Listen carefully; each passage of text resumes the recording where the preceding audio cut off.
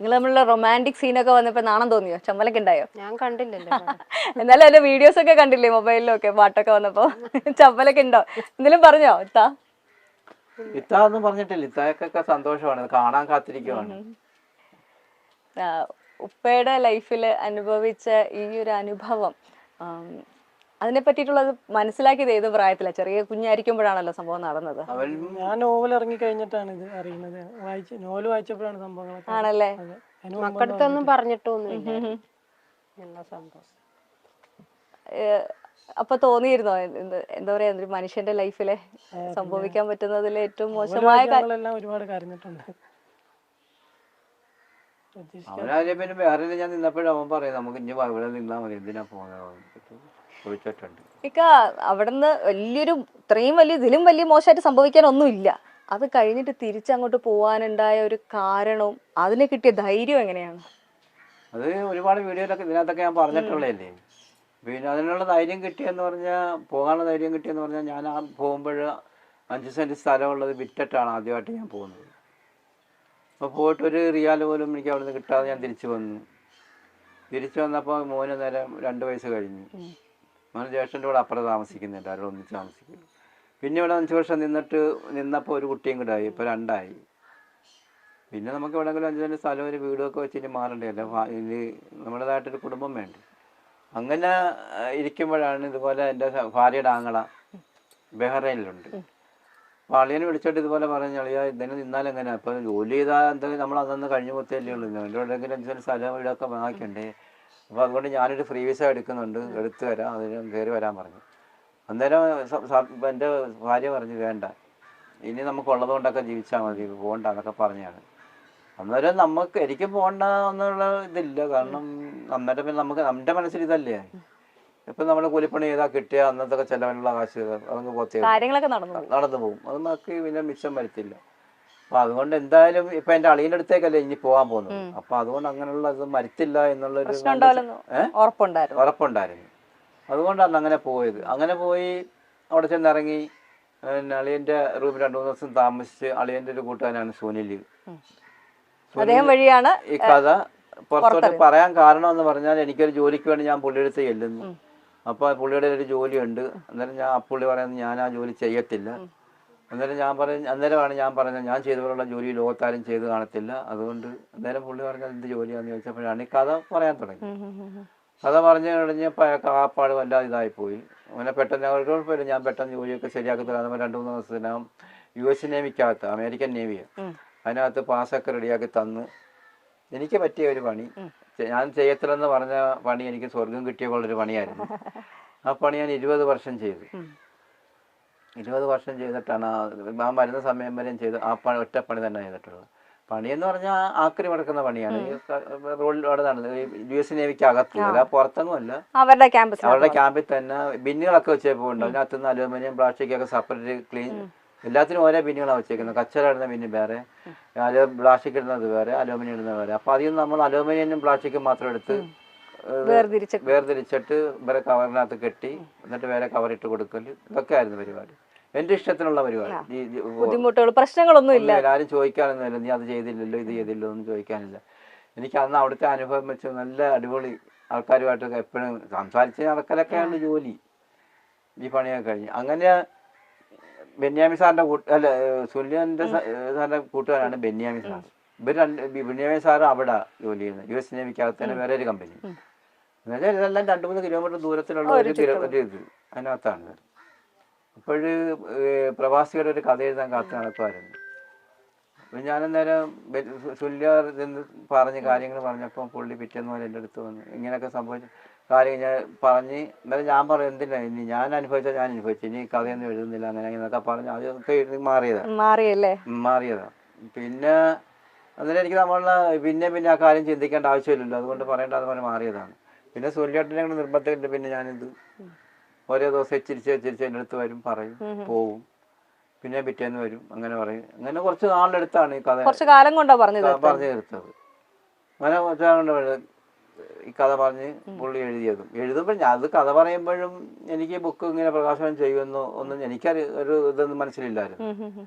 പിന്നെ കുറച്ച് നാൾ കഴിഞ്ഞപ്പോൾ ഈ ബുക്ക് പ്രകാശനം ചെയ്ത് ബഹ്റൈനിൽ വെച്ചായിരുന്നു പ്രകാശനം ചെയ്തത്. അപ്പോൾ പക്ഷത്തെ ബുക്ക് എനിക്കാണ് തരുന്നത് അവിടെ വെച്ച്, ആദ്യത്തെ ബുക്ക്. അപ്പോൾ അത് ഞാൻ വായിച്ച അപ്പോൾ എനിക്ക് ഭയങ്കര ഇതായിരുന്നു അന്നേരം കഥ വായിച്ചൊക്കെ. പിന്നെ കേരള സാഹിത്യ അക്കാദമി അവാർഡ് കിട്ടുമ്പോഴാണ് ഒന്നുകൂടെ അത് വലിയ ഇതാണ്. ഈ സിനിമയാകാൻ പോകുന്ന പോലുള്ള പബ്ലിസിറ്റി ആണ് അവിടെ വെച്ച് ഒരുപാട് പരിപാടിക്ക് പങ്കെടുക്കാനും. ഞങ്ങൾ രണ്ടുപേരാണ് എല്ലാ പരിപാടിക്കും പോയതും ഒക്കെ. അന്നുപോലെയാണ് നമ്മൾ എന്നെ നല്ലപോലെ സ്നേഹിക്കുകയും ചെയ്യുന്നുണ്ട്. എല്ലാ കാര്യങ്ങളും ഞങ്ങൾ നമ്മളിലാണ് പറയുന്നതൊക്കെ. ഇവിടെ പരിപാടി ഉണ്ടെങ്കിൽ എന്നെയും കൊണ്ടാണ് പോകുന്നത്. ഏറ്റവും വലിയ വിഷമം ഈ ഒരു സൗഹൃദം തകർക്കാനുള്ളൊരു ശ്രമം നടക്കുമ്പോഴാണെന്ന് തോന്നുന്നു അല്ലേ? ഒരു മനസ്സിന് ഭയങ്കര വിഷമം. ഇപ്പം ഞങ്ങൾ വരുന്ന സമയത്തും ഇക്കൊക്കെ ഒരു ഭയങ്കര ടെൻഷൻ ഉണ്ടായിരുന്നു, നമ്മൾ പ്രശ്നങ്ങളിലേക്കാണോ ഈ ഇന്റർവ്യൂവും പോകുന്നതെന്ന് അറിയാൻ അല്ലേ? ഇല്ല, നമ്മളിപ്പോൾ ഇപ്പോൾ ഒരു 100-300 യൂട്യൂബുകാരെയും ചാനലുകാരും എല്ലാവരും കൂടെ എനിക്ക് വന്നത് ഒരു ഇപ്പോഴാണ് ഇത് നേരത്തെ. മറ്റേന്ന് പറഞ്ഞാൽ ഇവിടെ അടുത്തടുത്തൊക്കെ ചോദിച്ചു നോക്ക്, ഇവിടെ അവിടെ പടിഞ്ഞാറൊക്കെ മൊത്തം ആണ് ഈ ഒരു യൂട്യൂബുകാരും ചാനലുകാരും ഇങ്ങനെ വന്ന്. നമ്മൾ ആരും ഇതുവരെ വെറുപ്പിച്ച് വിട്ടിട്ടില്ല. എല്ലായിടത്തും നമ്മുടെ അനുഭവങ്ങളെ കുറിച്ച് പറഞ്ഞിട്ടുണ്ട്. നിങ്ങളൊക്കെ കേട്ട് കാണുമായിരിക്കും. അപ്പൊ അല്ലാതെ നമുക്കൊരു വൈരാഗ്യം മറ്റേതൊന്നും ഇല്ല. അവരുടെ അടുത്ത് പറയുന്ന കാര്യങ്ങൾ നമ്മൾ പറഞ്ഞു കൊടുക്കുന്നു, പിന്നെ പോകുന്നു. പിന്നെ ഇപ്പം ഇങ്ങനെയൊക്കെയുള്ള സംഭവങ്ങളൊക്കെ നടക്കുന്നത്. അന്നേരം പിന്നെ ഇപ്പൊ പടമൊക്കെ ഇറങ്ങി ഇതൊക്കെ ആയി വരുന്നത്. പിന്നെ ഇനി ഇന്റർവ്യൂ എന്തിനെ കൊടുത്തിട്ടൊന്നും ഇനി കാര്യമില്ല. ഇന്റർവ്യൂ എടുത്തതുകൊണ്ടാണ് കുറച്ചൊക്കെ ഇത് എല്ലാവരും അറിയാനും പറ്റും, ഇപ്പൊ നല്ല രീതിയിൽ ഓടാനും എല്ലാം കാരണം. ഈ ഒരു എന്താ പറയാ, പ്രശ്നങ്ങളൊക്കെ നടക്കുന്നുണ്ടെങ്കിലും നമ്മളുടെ ലൈഫ് ആൾക്കാരിലേക്ക് എത്തുകയാണ്. നമ്മൾ പേരും പ്രശസ്തിയും എന്നൊക്കെ പറയുന്നത് എല്ലാവരും ആഗ്രഹിക്കുന്ന ഒരു കാര്യമാണ്. നമ്മൾ ചില സമയത്ത് നമ്മളുടെ സന്തോഷത്തിൻ്റെ കഥകളായിരിക്കാം നമ്മളെ പ്രശസ്തിയിലേക്ക് എത്തുക. പക്ഷേ ഇക്കടെ ലൈഫിലെ ഏറ്റവും മോശമായ കാര്യം അല്ലെങ്കിൽ മറക്കാൻ ആഗ്രഹിക്കുന്ന കാര്യമാണ് അല്ലെങ്കിൽ നമ്മൾ സാധാരണക്കാരൊരു ആഘോഷമാക്കി ഒരു സിനിമയായി കാണുന്നത്. ആ സമയത്ത് ഇങ്ങനെ തോന്നുന്നു, അയ്യോ ഞാൻ വീണ്ടും വീണ്ടും എനിക്കിനി കാണുമ്പോൾ എൻ്റെ വിഷമം എനിക്ക് മറക്കാനുള്ള ഒരു അവസ്ഥ ഇല്ലല്ലോ എന്ന് അങ്ങനെ തോന്നുന്നുണ്ടോ? അല്ല, ഇപ്പൊ ഈ പടം കൂടെ ഒക്കെ കണ്ടപ്പോൾ ഓരോ രാജ്യങ്ങൾ മൊത്തം കാണുമല്ലേ, അപ്പോൾ അതുകൊണ്ട് സന്തോഷം തന്നെ ഉണ്ട് ഇപ്പോഴും. നമ്മൾ മറക്ക എന്ന് പറയും, നമ്മൾ ഈ അന്ന് ഞാൻ വേറെ വെച്ച് കഥ പറയുമ്പോൾ ഞാൻ മറക്കാനായിട്ടുള്ള ഇതായിരുന്നു. പക്ഷെ അന്നേരം എനിക്ക് എഴുതണം എന്നുള്ള ഇതൊന്നും ഇല്ലായിരുന്നു. പിന്നെ ബെന്യാമിൻ സാറിപ്പോൾ അത് എഴുതിയത് കൊണ്ടാണ് ലോകം മൊത്തം അറിയാനും നമുക്ക് ഇപ്പം എനിക്ക് പോകാൻ പറ്റാത്ത സ്ഥലങ്ങളിലൊക്കെ ഒരുപാട് സ്ഥലത്ത് പോകാനും ഒക്കെ സംഭവിച്ചത്. ഇപ്പം ഞങ്ങൾ ഇനി 2-3 ദിവസത്തേക്കുള്ള ഞങ്ങളിപ്പോൾ ഇതുപോലൊരു പിന്നെ സ്മാർട്ട് ട്രാവൽസുകാർ ദുബൈയിൽ ഞങ്ങളെ ഫാമിലിയെ മൊത്തം കൊണ്ടുപോവാണ്. അങ്ങനെയൊക്കെ ഇതെല്ലാം ഇതുകൊണ്ടൊക്കെ തന്നെയല്ലേ ഒരു സെലിബ്രിറ്റിയായി മാറിയല്ലേ ഇപ്പൊ? ശരിക്കും പറഞ്ഞു കഴിഞ്ഞാൽ ഉദ്ഘാടനങ്ങളൊക്കെ ഉണ്ട്. ഇപ്പൊ ഒരുപാട് ഉദ്ഘാടനങ്ങളും. ഇന്നലെ പായ്പാട് ചുണ്ട് ഞാൻ ഉദ്ഘാടനം ചെയ്തു. പായ്പാട് ചുണ്ട് പുതിയത് വള്ളം ഇറക്കുമായിരുന്നു. അപ്പൊ ഇന്നലെ രാവിലെ അവിടെ പോയത് ഞാനായിരുന്നു ചെയ്തത് ഒക്കെ. അപ്പോൾ ജനങ്ങൾ മൊത്തം ഇപ്പൊ ഇത് നമ്മുടെ സെൽഫി എടുക്കാനും മറ്റേനും മറിച്ചതിനും ഒരു എന്ന് അമ്പലത്തിൽ ഇന്നലെ പോയിട്ട് അമ്പലത്തിലും അതുപോലെ തന്നെ.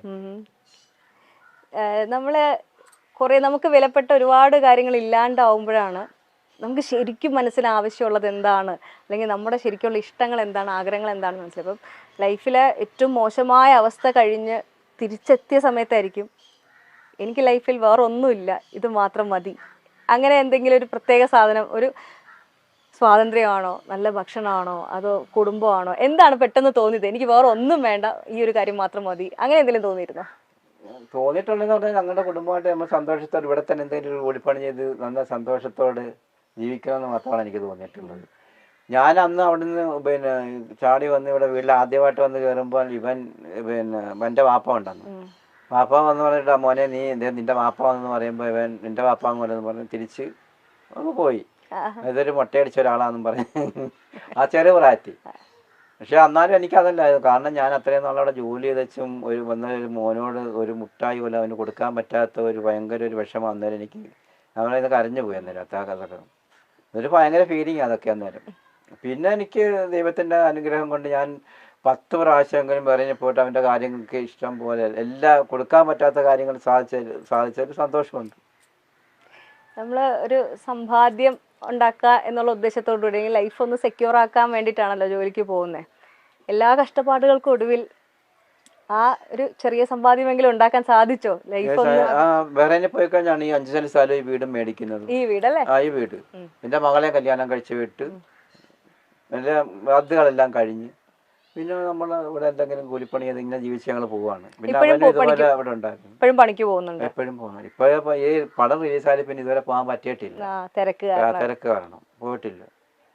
ആ പിള്ളേരൊക്കെ വിളിക്കുവാണിക്കാ വരണം, അങ്ങനെയാണ് ഇങ്ങനെയാണെന്നും ചോദിച്ച് ഇന്നും വന്ന് വിളിച്ചു. എന്ത് പണിക്കൊക്കെ പോകുന്നു? വല അതെ അതെ, കണ്ടിട്ടുണ്ട്. ഇന്നും ഒരു മീനെ കൊടുത്തു വിട്ടില്ല. അവര് പിള്ളേരെ പിടിച്ചിട്ട് പിടിച്ചിട്ട് ഇന്നും കൊടുത്തു വിട്ടു. അവരുടെ ഇതുവരെ പൈസ കൊടുത്ത് ഞാൻ മീൻ മേടിച്ചിട്ടില്ല. ഇപ്പൊ അതില് പിന്നെ അവരുടെ അവിടെ പോയില്ല. പിന്നെ നേരെ ഫ്രണ്ടില് കടലാണ് കേട്ടോ. അതെ അതെ അതെ, അത് തന്നെ. കടലിനോട് ഭയങ്കര ഇഷ്ടമാണോ? കടലിനോട് ഇഷ്ടം, കടലല്ലേ നമ്മുടെ ജീവിതം. ഗൾഫിൽ പോണതിന് മുന്നേ കടലിൽ പണിക്ക് പോകും. കടലിലെ പണിയെന്ന് പറഞ്ഞാൽ ഈ മീനൊക്കെ ഉണക്കുന്ന ജോലിയാണ് എന്റെ വാപ്പായ്ക്ക് വെക്കുക. ഒന്ന് ഇതുപോലൊന്നും അല്ല, കടപ്പുറം അങ്ങ് വരെ ഉണ്ട്, കല്ലുമൊന്നും ഇല്ലായിരുന്നു. ഇവിടെയൊക്കെ വള്ളം പിടിക്കുന്ന സ്ഥലങ്ങളൊക്കെ ആയിരുന്നു. അപ്പോൾ അതൊന്നും മീനുകളൊക്കെ ഉണ്ട്. ഞങ്ങളന്നേരം ചെറുപ്പത്തിലതൊക്കെ ആയിരുന്നു. അതുകൊണ്ട് അന്നത്തെ ആ ബുദ്ധിമുട്ടൊക്കെ കൊടുത്ത് വിദ്യാഭ്യാസം വലുതായിട്ട് കൊണ്ടുപോകാൻ പറ്റിയിട്ടില്ല. ഇപ്പൊ മക്കളോട് പറഞ്ഞു കൊടുത്തിരുന്നോ ഇതേപോലെ ബുദ്ധിമുട്ടൊക്കെ ആയിരുന്നു, നിങ്ങൾ പഠിക്കണമെന്ന് പറഞ്ഞു കൊടുത്തിട്ടുണ്ടായിരുന്നു. ക്കാരുടെ മനസ്സുകളെ മരുഭൂമി കണക്കെ പൊള്ളിച്ച ബെന്യാമിന്റെ ആടുജീവിതം അഭ്രപാളികളിൽ എത്താൻ മറ്റാരെക്കാളും ഏറെ ആകാംക്ഷയോടെ കാത്തിരുന്ന ഒരാളുണ്ട്. അത് യഥാർത്ഥ കഥാനായകൻ നജീബ് തന്നെയായിരുന്നു. ആലപ്പുഴ ആറോട്ടുപുഴ പത്തിശ്ശേരിൽ ജംഗ്ഷന് തെക്ക് ഭാഗത്ത് തറയിൽ വീട്ടിൽ ഷുക്കൂർ എന്ന വിളിപ്പേരുള്ള നജീബിന് ഇത് കഥയല്ല, തന്റെ ജീവിതം തന്നെയാണ്. മരുഭൂമിയിൽ താൻ കരഞ്ഞു തീർത്തതും വായനക്കാരെ കരയിച്ചതുമായ ജീവിതത്തിന്റെ ദൃശ്യാവിഷ്കാരം കാണാൻ നജീബും കാത്തിരിക്കാൻ തുടങ്ങിയിട്ട് നാളേറെയായിരുന്നു. പിന്നീടാണ് ആ സിനിമ അഭ്രപാളികളിൽ എത്തിയതും. എന്നാൽ അതിനുശേഷം എത്തിയത് നിരവധി വിവാദങ്ങളും വിമർശനങ്ങളും ഒക്കെയാണ്. നജീബിന്റെ ജീവിതം ഇന്നും സത്യം പറഞ്ഞാൽ വളരെ വലിയ സാമ്പത്തിക സ്ഥിതിയിലൊന്നുമല്ല. സാധാരണക്കാരായ ഒരു കുടുംബം തന്നെയാണ് അദ്ദേഹത്തിൻ്റെത്. തന്റെ കുടുംബം ചെയ്തു പോകുന്ന ജോലികളൊക്കെ തന്നെയാണ് ഇന്ന് ബെന്യാമും നാട്ടിൽ ചെയ്തു പോകുന്നത്. ബെന്യാമിന്റെ ആടുജീവിതം മരുഭൂമിയിലെ നജീബിന്റെ തീക്ഷ്ണമായ ജീവിതത്തെക്കുറിച്ചാണ് പറയുന്നത്. നായകനായ നജീബ് പിന്നീട് ഒരിക്കലും കടൽ കടക്കില്ലെന്നായിരിക്കും വായനക്കാർ വിശ്വസിക്കുക. എന്നാൽ താങ്ങാനാകാത്ത ജീവിത പ്രയാസങ്ങൾ നജീബിനെ വീണ്ടും മണലാരണ്യങ്ങളുടെ നാട്ടിൽ എത്തിച്ചു എന്നതാണ് കഥയുടെ ബാക്കിപത്രം. പിന്നീട് അവിടെ ജീവിച്ചു തീർത്തത് 2 പതിറ്റാണ്ട് കാലമാണ്. ഒടുവിൽ മരുഭൂമി സമ്മാനിച്ച കനലും കുളിരും മനസ്സിൽ ബാക്കി വെച്ച് നീണ്ട കാലത്തെ പ്രവാസ ജീവിതം മതിയാക്കി നജീബ് നാടണയുകയും ചെയ്തു. ഇപ്പോഴും ജീവിതത്തിന്റെ രണ്ടറ്റം കൂട്ടിമുട്ടിക്കാൻ നജീബ് നാട്ടിൽ കൂലിപ്പണി ചെയ്യുകയാണ്. തന്റെ ജീവിതം അഭ്രപാളികളിൽ എത്തുമ്പോഴെങ്കിലും ദുരിതക്കയത്തിൽ നിന്നും കരകയറാൻ കഴിയും എന്ന പ്രതീക്ഷയിലാണ് നജീബ്. പ്രവാസ ജീവിതത്തിലേക്ക് കാലെടുത്തു വെച്ച് സൗദി അറേബ്യയിൽ 2 വർഷത്തിലേറെ കാലം അനുഭവിച്ചു തീർത്ത ആടുജീവിതം മനസ്സിന്റെ വിങ്ങലായി ഇന്നും അവശേഷിക്കുമ്പോൾ, 2ാം ഘട്ടത്തിൽ ബഹ്റൈനിൽ കഴിഞ്ഞ 2 പതിറ്റാണ്ട് മനസ്സിന് കുളിരാണ് സമ്മാനിച്ചതെന്നാണ് നജീബ് പറയുന്നത്. അവിടെ വെച്ചാണ് ബെന്യാമിൻ തന്റെ ജീവിതകഥ പകർത്തുന്നത്. കഥയ്ക്ക് ശേഷം ചുട്ടുപൊള്ളുന്ന പ്രവാസ ജീവിതത്തിലേക്ക് എടുത്തെറിയപ്പെട്ട നൂറുകണക്കിന് ഹതഭാഗ്യരുടെ പ്രതീകമായി നജീബ് മാറി. എന്നാൽ ഈ കഥയിലെ പല കഥകളും തന്റെ യഥാർത്ഥ ജീവിതത്തിൽ നടന്നതല്ല എന്ന വസ്തുത കൂടി നജീബ് തുറന്നു പറയുന്നുണ്ട്. കഥാകാരന്റെ ഭാവനയും ഇതിൽ ഉൾപ്പെടുത്തിയിട്ടുണ്ട്.